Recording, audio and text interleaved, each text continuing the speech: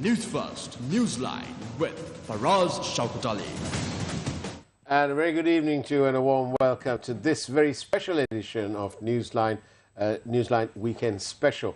Now then, as we almost always do, we're broadcasting live from the Newsfirst studios in Dawson Street and in Colombo. Today is a very important day because there's a lot of consternation that Sri Lanka is probably headed towards its very own equivalent of the Cuban Missile Crisis of 1962, in which over a period of 35 days the United States and Russia stared each other in their eyes. And with one side, the United States deploying their missiles in Italy and so on, and the Russians doing the same in deploying their missiles around Cuba. Now then, Sri Lanka isn't exactly ready to deploy any missiles. However, the prospect of a Chinese satellite tracking vessel, space and satellite tracking vessel called the Yuan Wang 5, seems to be causing some consternation, especially with our nearest neighbor, the superpower India. To discuss these aspects and whether indeed Sri Lanka is about to have its very own Cubile missile moment, I'm joined by a senior lecturer from the International Relations Department of the University of Colombo, Dr. Hasit Kanda Udaheva. Very good evening to you, Mr. Dr. Hasit, and welcome to Newsline. Good evening, Mr. Faraz. Thank you very much for agreeing to come today. I know it's a weekend and so on.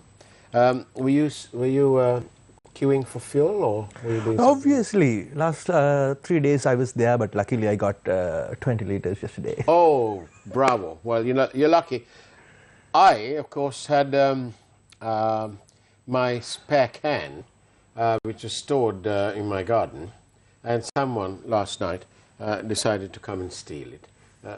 And they also stole some dry provisions. I don't know which I'm more annoyed about. I think it's the fuel.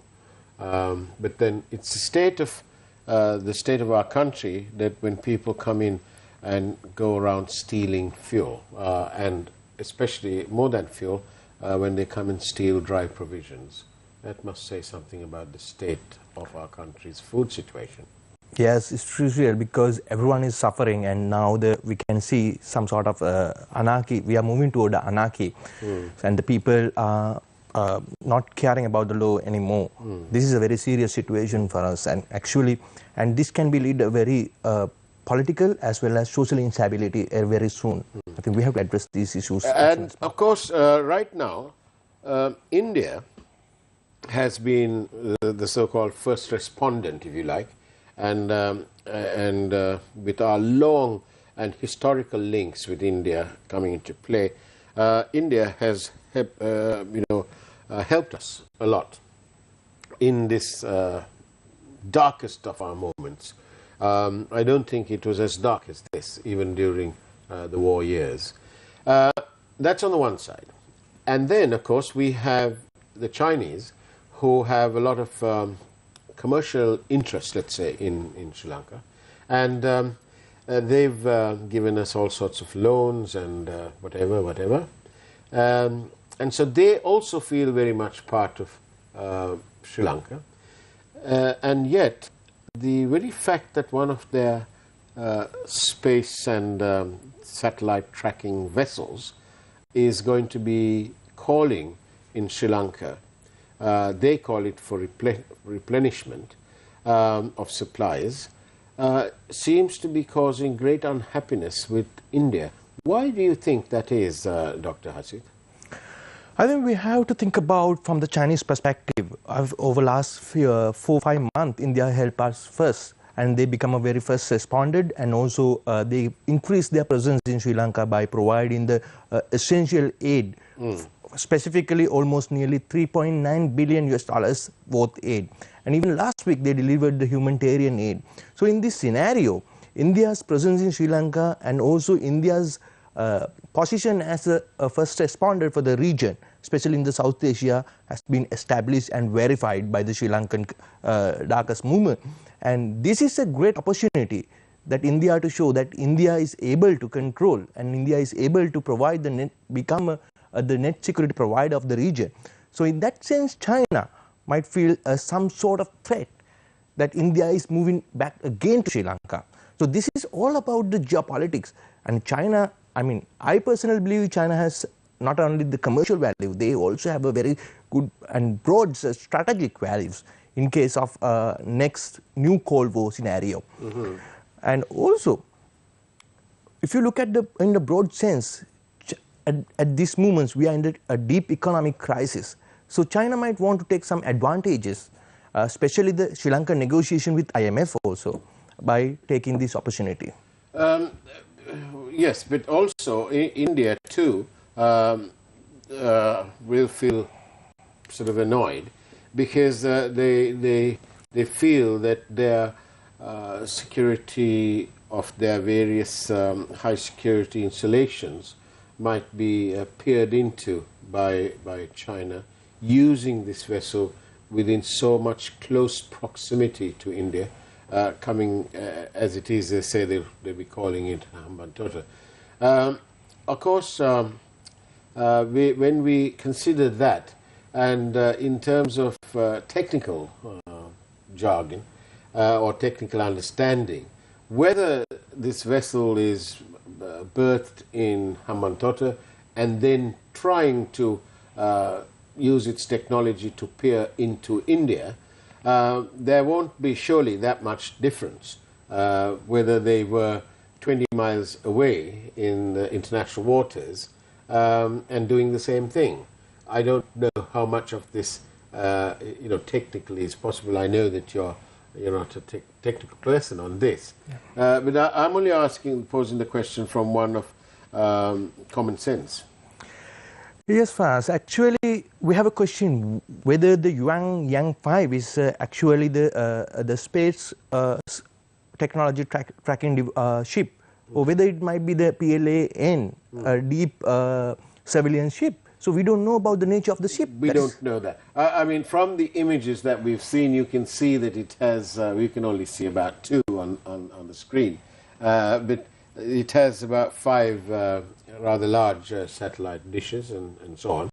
But in the meantime, under international maritime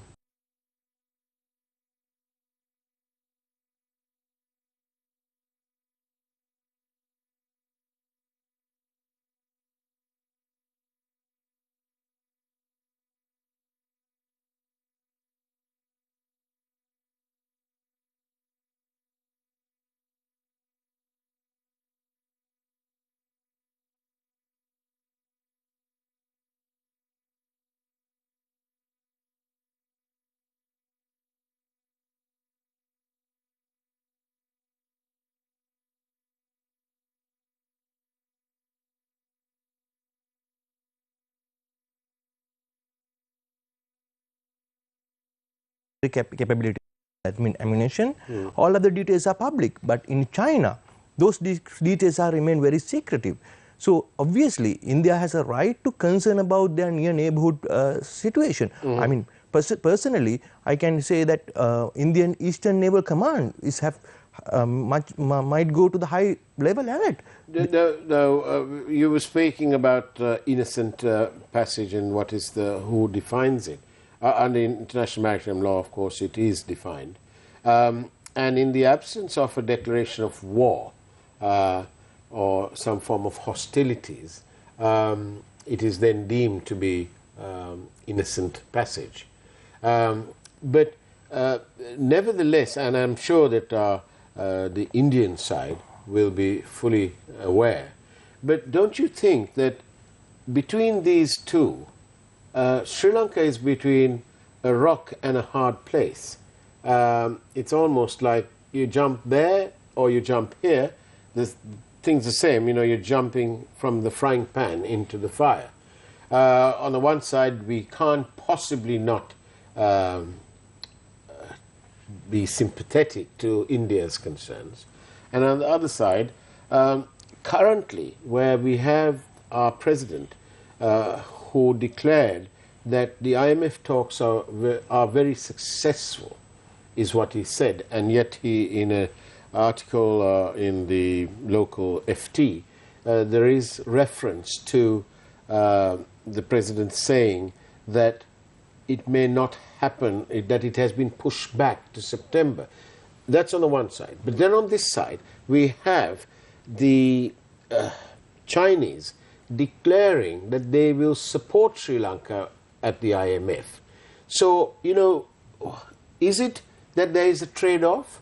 Are the Chinese using this support? Because, as you know, Sri Lanka's international relations is virtually non-existent because of all the trouble we've had. Do you think there's a trade-off? There's a possibility, because if you look at the 2 months ago, China was not agreeing for the debt restructuring. But suddenly, China saying they are willing to support an IMF rather than and support the restructuring program, then there's a possibility that trade-off policy. And it also might affect our non-aligned policy as well as a strategic balance. I was about to say that. Sri Lanka has a historical record of being non-aligned. And no greater sort of example, if you like, is during the Indo-Pakistan War, in which eventually the Bangladesh was formed, thanks to the efforts of their freedom fighter, Sheikh Mujibur Rahman. Now, at the end of those hostilities, Pakistan, which was then West Pakistan, found themselves that they had various aircraft stuck in East Pakistan or the new Bangladesh. They wanted to bring it back, but obviously India wouldn't let them overfly, and therefore they had to come the long circuitous route, you know, via Sri Lanka. They didn't, the range wasn't enough, so they had to make refueling stops, and it was then Mrs. Bandaranaike who looked and took that decision. When she asked if there was a problem, it was pointed out that this was an innocent passage, that they were returning home. And she, of course, and it is very well remembered by all of Pakistan, that she allowed those aircraft to refuel in Sri Lanka and carry on towards Pakistan. She took that in the whole spirit of non-alignment and on the fact that it was the end of the hostilities and therefore innocent passage was established. Now, do you think that either the Chinese or the Indians actually understand the mindset of the people of Sri Lanka? Ape Vedanawa, if you like. You know, here all we want is, we want to make sure that the looming food crisis is not going to happen. We want to make sure that we've got enough fuel. We're fighting for that. Quite literally fighting. People are actually dying as well in these queues. So do you think that these two countries simply don't understand this whole desire of this tiny country, important, geographically important, is only asserting its sovereign right to be non-aligned? I think both countries understand their geopolitical interests and our interests. That is why they are trying to move against each other by using Sri Lanka as a strategic asset. So for my example, for the last few months, India has been very great friends to us, providing all the necessary needs and requirements. But China was very silent until very recently. So these things are making us very suspicious behavior, why China is coming forward now. And also, if you look at from the Chinese perspective, from the previous example, from 2017, the Port of Hambantota deal, we can see that they are like trying to acquire more and more strategic assets in Sri Lanka. So in that sense, they don't care very much about Sri Lankan, the people owe the loss of the 15,000 acres to the Sri Lanka. And on that note, let's go for a short break and take a peek at this evening's headline news from the absolutely wonderful primetime news team. We'll see you on the other side of the break, shall we?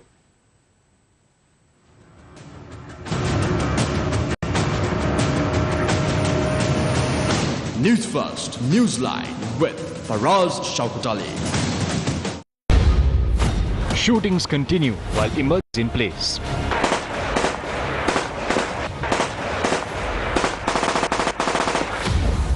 The Cardinal's perspective on the law.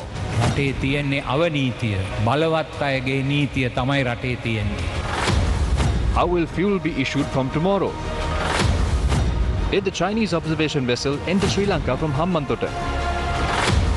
An elephant skull emerges from the Diyavanna Oya.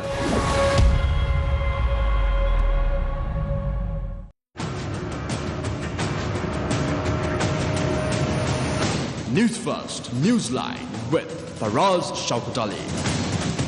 And welcome back to Newsline Special, a weekend special. We're discussing whether Sri Lanka is in the throes of its very own Cuban Missile Crisis. My guest this evening is a senior lecturer from the University of Colombo's International Relations Department, Dr. Hasit Kandauda Hewa. Now then, Dr. Hasit, tell me, why is there so much concern when, after all, if it is, they say it's a space and satellite tracking system, they can do it anywhere. So just because it's coming into Hambantota isn't going to turn the turbocharge on or isn't going to make it any clearer. What do you think, why do you think India is so concerned? Because surely India knows this as much as you and I do. So why is India so concerned? Because it is very suspicious. Then you can do it from the 200 nautical miles away from Sri Lanka and observe the satellites. That is the reality. But the concern is, I think that China want to show that they are also, their presence in Indian Ocean, especially the small island, is visible. Is it a bit of flexing the muscles? I think it's a little bit of showing off that they are also here and we can gain anything. Because interestingly, Dr. Hasid, the Chinese have declared the arrival of this vessel, and the purpose, they say, is for replenishment, which means, I suppose, that they can get water, drinking water and food and so on board. But most interestingly, the Chinese have said that they're coming to refuel. Refuel with what? We've got no fuel ourselves. So what do you think that means? I think there should be the two meanings. The first one, if they actually came to the refuel, then they are planning to stay longer period in Indian Ocean region, which is directly threat to the India's security orbit. And the second thing, if they are not coming to the refueling, then there might be some hidden agenda. Maybe they can observe surveillance, especially in the eastern command of Indian Ocean. Especially Indian Eastern Movement and the West Movement. So these might be the reason that they are here. But anyway, any reason, they are the one who gain much more than compared to the India. Do you think, how possible is it that Sri Lanka will become the sandwich filling between India and China? Do you think that we'll be the centerpiece of some major battle? Not in the military, but in the strategic wise, we are already. And also in this scenario shows that both countries have very much keen interest on keeping their presence in Indian Ocean. So obviously, in the strategic wise, Sri Lanka will be in the middle. So we will get more pressures, and we have to, and what time, and sometimes we have to choose the part, one party. Thank you. Yes, indeed, ladies and gentlemen, if you do want to send us questions, 0772 300 305, as always, SMS 0772 300 305, and our guests and myself will be happy to consider those things. Not always sure, though. Now then, what would the impact be? Now, Sri Lanka is, as you know, going through a real economic challenge here. And our armed forces, our military, including the Navy, could do without spending too much more money, because we simply don't have money. We can't be spending money on sort of almost frivolous matters. So how ready is, and what can our Sri Lanka Navy do in such situations? Will they observe? Will they be accused of not doing anything? No, I don't think that. I think the Navy will keep their monitoring continuously with our limited resources, because as a sovereign state, we have a right, and also our national security become more prime rather than any time in this world. So we will keep the monitoring, but unfortunately, if there is some kind of strategic battle between two parties, I'm afraid that we are not in the capable wise to fight with both two parties. So what does Sri Lanka need at the moment? Does our president need to remember that we need a bit of spine here, and that we need to assert ourselves, to assert the fact that whether we are being given paripu or rice and medicines as aid and as humanitarian assistance, the fact doesn't change that we can't let our country down. And that means that we need to stand firm and say we can't let our country down, and we shall remain non-aligned. But thank you for the handouts. That's the bottom line. I think we need to prioritize our domestic needs and take a part or side with themselves. So in that scenario, my personal opinion is we should side with the India to continuously getting the aids. As I know that previously, like a few hours ago, we tweeted that we are going to negotiate with India for the more fuel and aid. So we need them. But at the same time, when we go to the IMF, we need China also. So balancing is very important. I think without making any issue, we should negotiate with the both parties and listen to their both security concerns and come to the some sort of agreement which is acceptable for both parties. That's what we have done in 1982 and 85, as well as we have done in 2014. Now then, thank you very much for your questions. One of these is very interesting. Sri Lanka is between a rock and a hard place. Is there a diplomatic way forward, and do we have the right people to do it? Because Sri Lanka has a history of not giving the right person the right job. It's either politically appointments or people without, there's no meritocracy.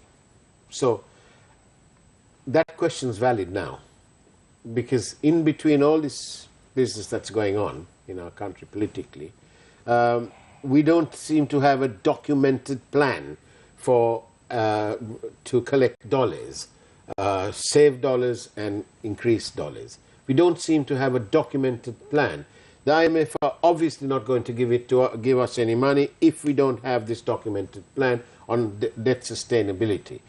In between all this, we seem to be unable to resolve such a almost simple matter.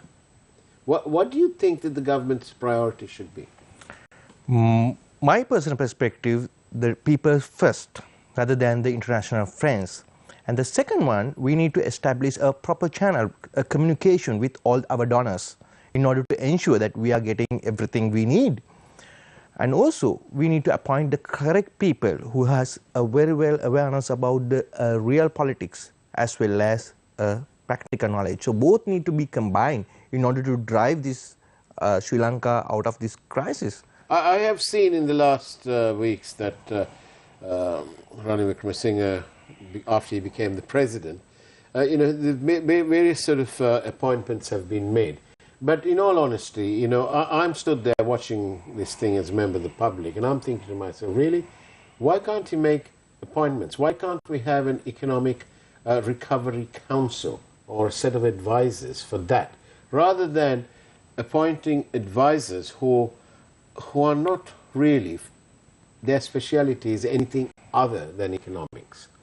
And it appears, too, that our foreign policy is in a bit of a jam, because if it wasn't, then we won't be having this discussion, and that vessel may have come or may not have come. But there certainly wouldn't have been any of this business. If you remember in 2015, one Gotabaya Rajapaksa was the defense secretary, and he went to India to explain why the submarine was going to be there. So what do you think? What are the chances of us not having a big diplomatic row over this vessel supposedly coming to refuel and replenish its stock? I think if we allow the Eastern Command of India, Indian Navy, to oversee the process, as well as under the Chinese approval, that will provide more transparency. I mean, India will be happy, and also as a state, but we have our own navy. I think retired naval people, serving naval people, will be aghast at what you've just said.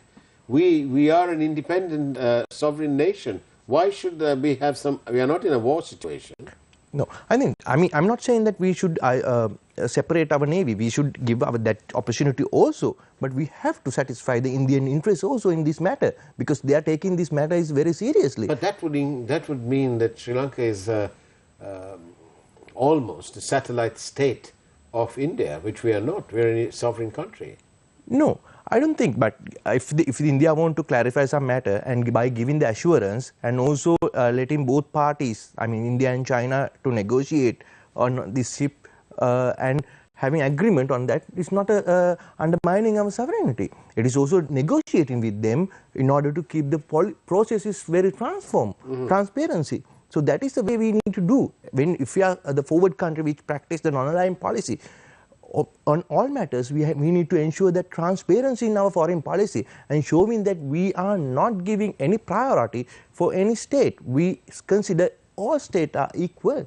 So in this matter, I personally think we should involve our navy, we should involve our defense, as well as getting two parties come to the some sort of negotiation. We'd love to hear your views on the suggestion that perhaps Sri Lanka should have let the Indian authorities into Sri Lanka as an observer, with the observer status to look at this operation of the vessel Yuan Wang 5 if it does dock at Hambantota. That's what you're saying, right? Observer status. Yes, observing outside the Sri Lankan nautical territorial boundaries, and allow them, like maybe they can exchange the details. I mean, those might be confidential, and showing that good faith that they are coming actually for the refueling will ensure India's security need.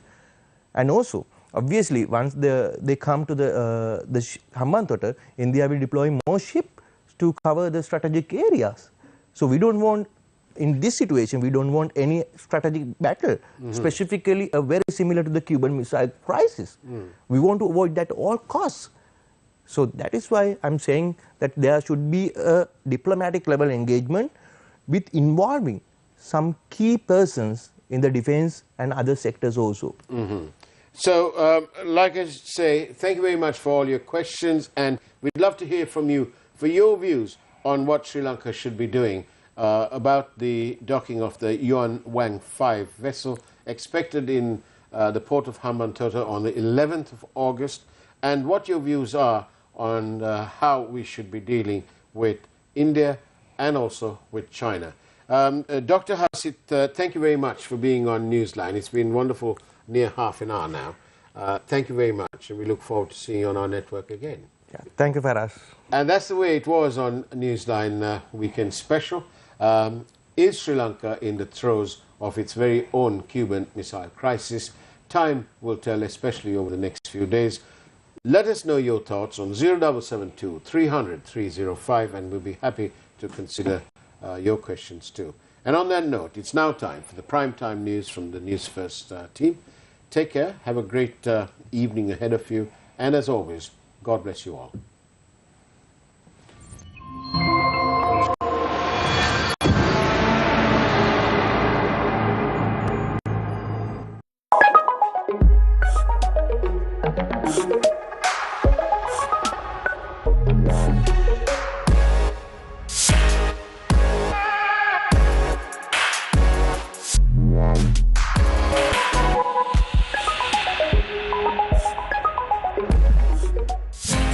TV1 රැස්වීදෙන ජීවිතේ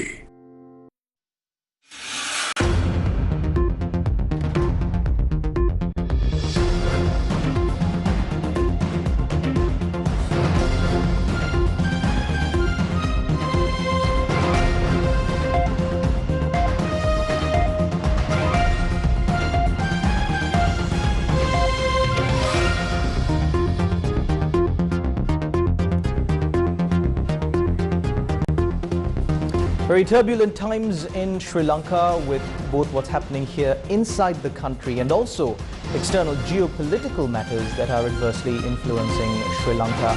Good evening. This is Primetime News on TV1. Has the government got their priorities straight? Do we have a stable policy on how to respond to these matters? We'll take a look at these in our bulletin tonight, but first, a look at your top stories.